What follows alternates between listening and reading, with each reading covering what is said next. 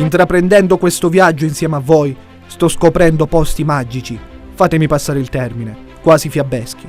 E quasi sempre nel raccontarvi la loro storia incredibile, non vi ho mai negato la difficoltà che faccio in ogni puntata nel soffermarmi, per così poco tempo, in quel che non è possibile riassumere. Quando ho iniziato questa avventura, non potevo minimamente immaginare ciò che la Calabria, dal punto di vista storico, nasconde al suo interno. Abbiamo visto posti incredibili, inimmaginabili, tante volte illudendomi di trovarmi in tutt'altra zona, eppure non eravamo chissà quanto distanti. Questa sera ho deciso di portare una novità. Ho voluto volontariamente dividere lo spazio concessomi affrontando due tematiche e periodi storici totalmente differenti. Due storie, una sulla costa tirrenica cosentina e l'altra sulla costa ionica cosentina. Con i miei occhi da gran sognatore ed il mio immancabile compagno di mille avventure Mario De Rangu, siamo pronti a raccontarvi la puntata di questa sera.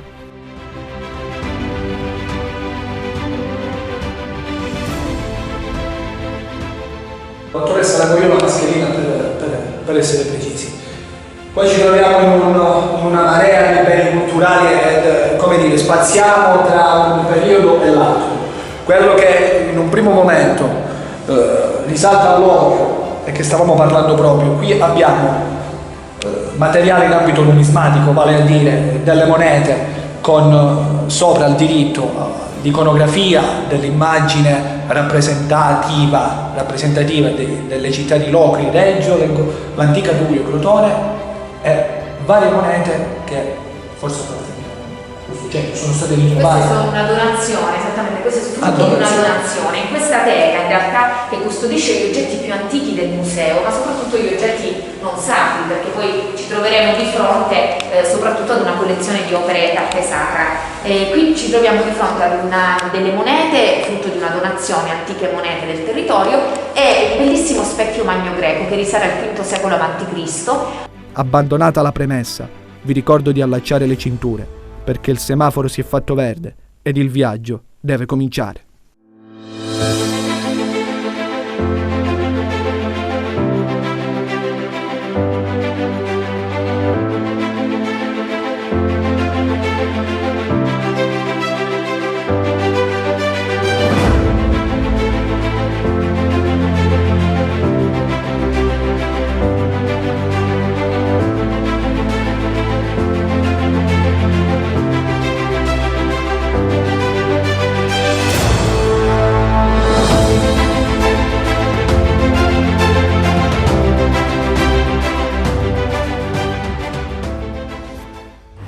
E benvenuti in una nuova puntata del Viaggio nella Storia. Quest'oggi ci troviamo a Paola, da come avete capito, e iniziamo il nostro viaggio proprio partendo da un piccolo particolare.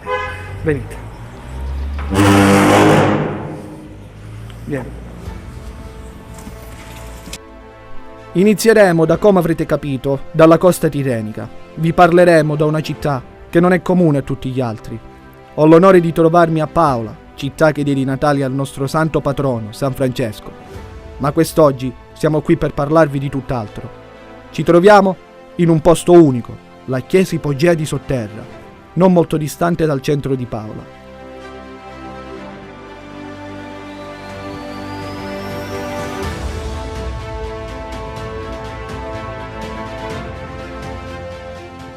Consentitemi di dire che la scoperta di questo posto fu davvero un ritrovamento incredibile, ma iniziamo a parlare. Il complesso di Sotterra si trova a Paola e penso che in molti, come il sottoscritto, siano rimasti affascinati dall'impostazione di questo luogo di culto. La chiesa, dedicata alla Madonna del Carmelo in superficie, mentre noi scenderemo a circa 7 metri sotto il suolo, dove precisamente vi stiamo parlando. Dicevamo che è una nostra particolarità del Viaggio nella Storia. Fatti zero credito, noi qua non c'entriamo come ben potete vedere in camera. Mario, ti do una mano accendendo pure l'action cam. Stiamo proseguendo all'interno di un capolavoro che è conservato qua a Sotterra, a Paola. Venite? Andiamo incontro a questo scrigno, ricco di particolari, che accompagneranno il nostro cammino. Questo capolavoro è stato scoperto casualmente. Nel 1874, da alcuni operai che stavano compiendo alcuni lavori all'interno dell'edificio in superficie. Stiamo parlando di un edificio storico che quasi sicuramente avrà avuto più fasi, e avventurandoci nella linea del tempo potremmo cadere nell'errore se vi raccontiamo una presunta fase romana. Siamo nel V secolo d.C., visto la sua incredibile somiglianza alle piccole basiliche paleocristiane sparse un po' dappertutto in quello che una volta era l'impero di Roma. Sicuramente troveremo spazio nel periodo bizantino, da quello che vedremo nel nostro viaggio. Vi basti sapere che stiamo parlando di una delle costruzioni rupestri più importanti del nostro territorio. Ma l'arco cronologico non è che uno dei piccoli segreti che questa magnifica chiesa nasconde al suo interno. Ad esempio, una domanda che mi sono posto è come questa chiesa sia finita qui sotto. Approfondendo le mie letture ho trovato tantissimi studi e moltissime supposizioni. Sin dal principio è stata una costruzione ipogea? È stata vittima di qualche avvenimento atmosferico come qualche frana ed è finita da dove vi stiamo parlando? Un dubbio che non mi sento di approfondire, ma che lasceremo svelare agli esperti del settore. Questa piccola basilica che si spalanca dinanzi a noi, ad un'unica navata, ci permette già da questo momento ad ammirare il nostro motivo della nostra venuta qui. La chiesa pare che sia orientata in senso trasversale come era usuale nel mondo basiliano, detto in poche parole, orientata ad oriente. Ci è capitato di abbassare lo sguardo per ammirare nel miglior modo possibile quanto abbiamo letto, ovvero il pavimento su quale ci stiamo muovendo pare sia quello originario, il che rende ancora più suggestivo questo posto. Per pensare che ci troviamo sottoterra, stiamo parlando di un qualcosa veramente di particolare. Ripercorriamo insieme a voi la storia di questo importantissimo sito.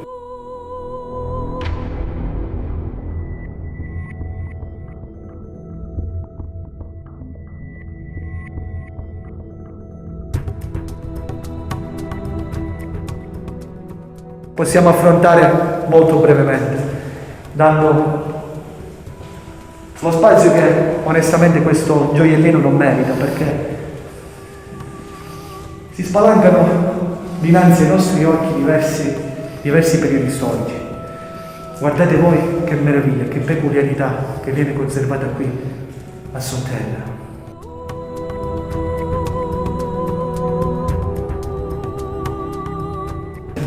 Venite. Notiamo su questa parete delle iscrizioni che si possono vedere come questa croce,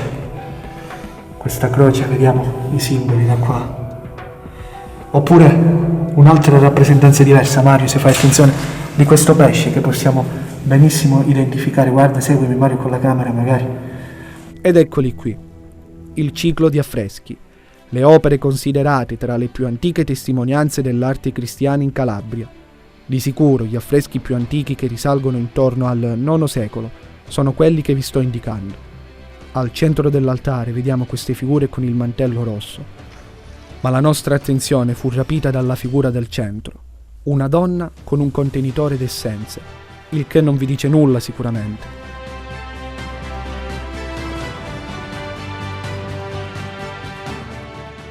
Ma se vi dico la Maddalena, dovrebbe già placare in voi il dubbio. Ricordiamo che la storia ci narra di come lei fu la prima ad entrare nel Santo Sepolcro per mettere degli unguenti sul corpo del Cristo.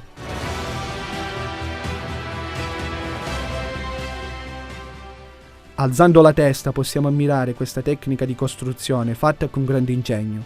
Quella che noi vediamo oggi sono questi fori che noi stiamo osservando, ma all'interno vi erano queste giare fatte in terracotta che permettevano il passaggio dell'aria in modo di non recare danni all'affresco. Probabilmente doveva essere raffigurato un Cristo Pantocratore, ma oggi non possiamo che farla rimanere una supposizione. Fortunatamente per noi sono conservati altri affreschi di un'epoca differente dai precedenti, il che rende ancora più speciale questo posto.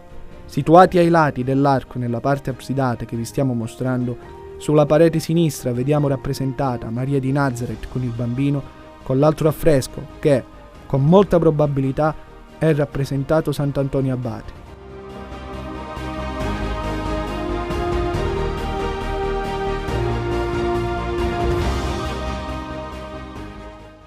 mentre sulla parete di destra vediamo l'Arcangelo Gabriele con un'ulteriore rappresentanza della Madonna con le sue sacre mani che si tocca il ventre.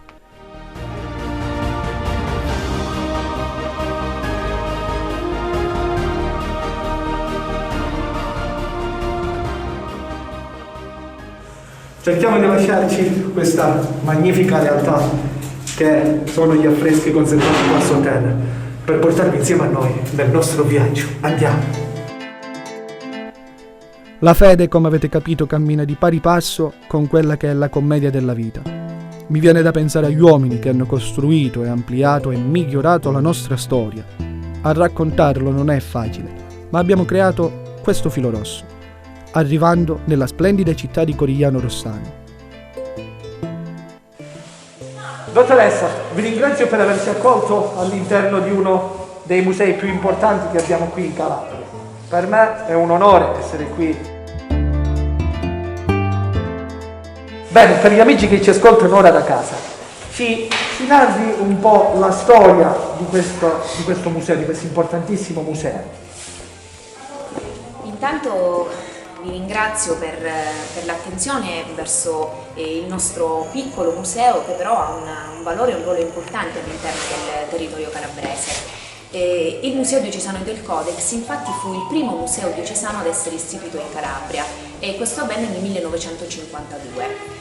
Inizialmente erano 2 piccole salette vicino la sacrestia della cattedrale, venne poi trasferito nei locali in cui si trova attualmente e ha subito un'importante azione di riallestimento nel 2016, proprio in occasione del rientro dell'opera più importante che nel nostro museo si custodisce, che è il Codex Purpureus Rossanensis. Bene dottoressa, possiamo farci una passeggiata all'interno di questo importantissimo museo e ammirare le bellezze che il Museo Diocesano di Rossano racchiude al suo interno. Senz'altro, vi accompagniamo alla conoscenza delle bellezze del museo.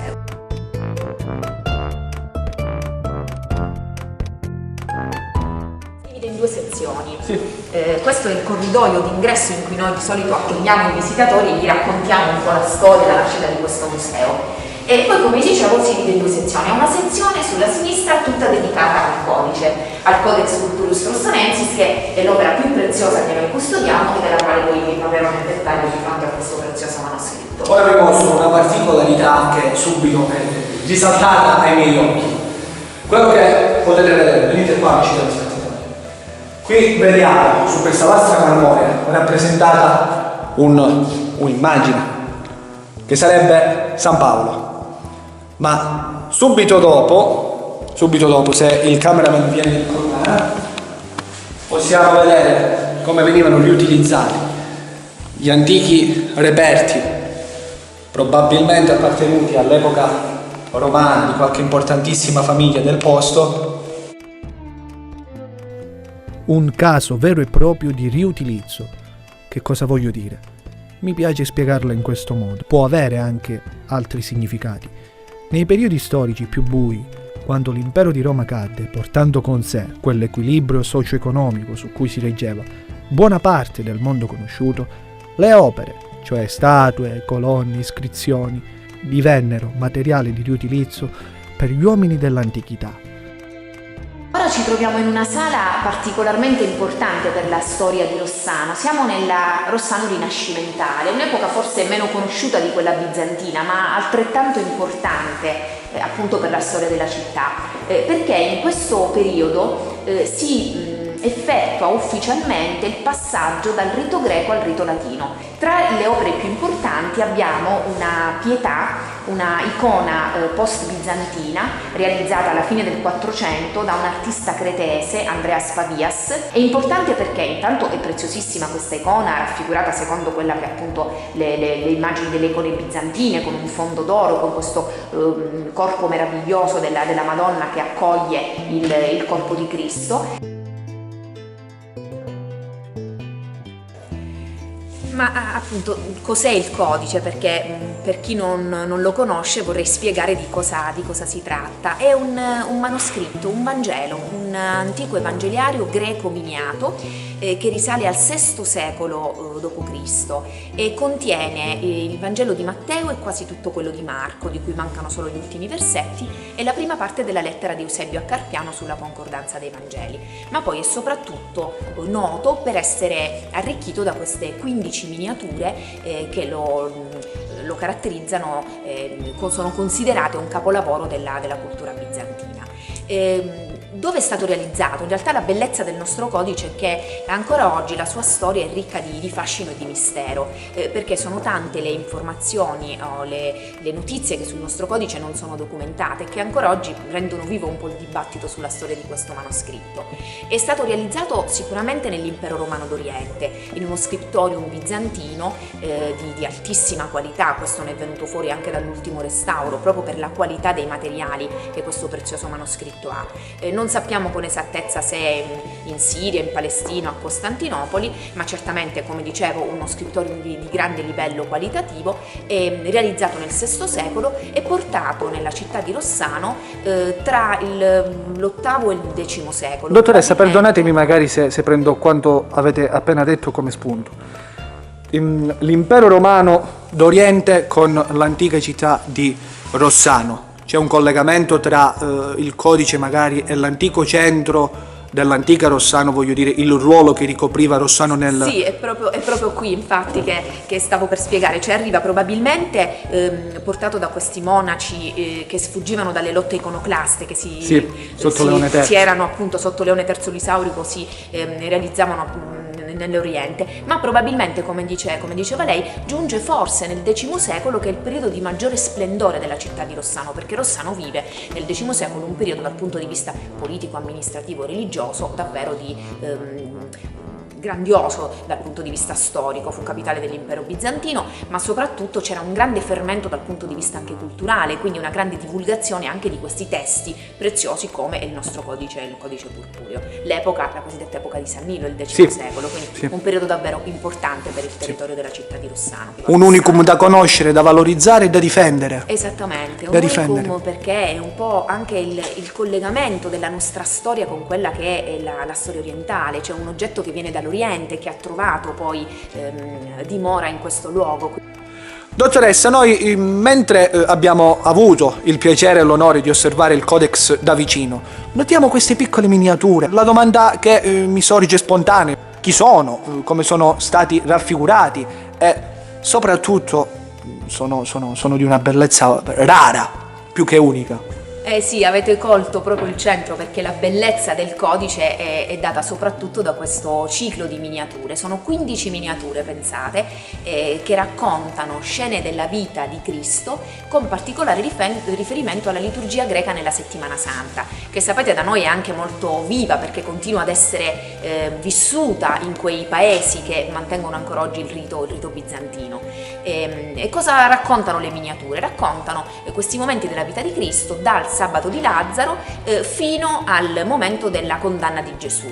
Quindi troviamo queste immagini straordinarie organizzate su 2 registri. Con il registro inferiore la figura di questi profeti, vedete, dell'Antico Testamento, che mostrano davanti al loro corpo dei rotuli in cui sono riportate delle frasi scritte dai Salmi, e nella parte superiore indicano con le braccia poi la scena che si verifica sulla parte superiore, in cui c'è la scena del Nuovo Testamento, in qualche modo collegata a quello che viene predetto dai profeti nella parte inferiore. Quindi ci troviamo di fronte a queste scene che parlano. Vedete poi l'immagine, le figure presenti richiamano le immagini appunto della cultura bizantina. Vediamo il Cristo proprio secondo la tipica iconografia bizantina, il Cristo barbuto con questo mantello dorato che si chiama imagion, con il nimbo crucigero sul capo, con questo volto fortemente espressivo. Sono immagini che, come dicevo, partono dalla resurrezione di Lazzaro, vedono poi l'ingresso di Gesù in Gerusalemme, alcuni miracoli, alcune parabole. È un'immagine straordinaria che avete la fortuna di trovare esposta proprio in questo momento, è quella della tavola dei canoni delle concordanze, cioè questa ruota dai colori così vivaci e assoluti in cui sono presenti le immagini dei 4 evangelisti, che ci testimoniano come sicuramente originariamente il codice doveva contenere tutti e 4 i Vangeli. Oggi abbiamo soltanto, come vi dicevo, il Vangelo di Matteo e di Marco, ma sicuramente doveva essere un testo completo anche con i Vangeli di Luca e di Giovanni. Io vi ringrazio per avermi seguito e vi do appuntamento ogni sabato alle 21 sempre qui su Tele Europa Network.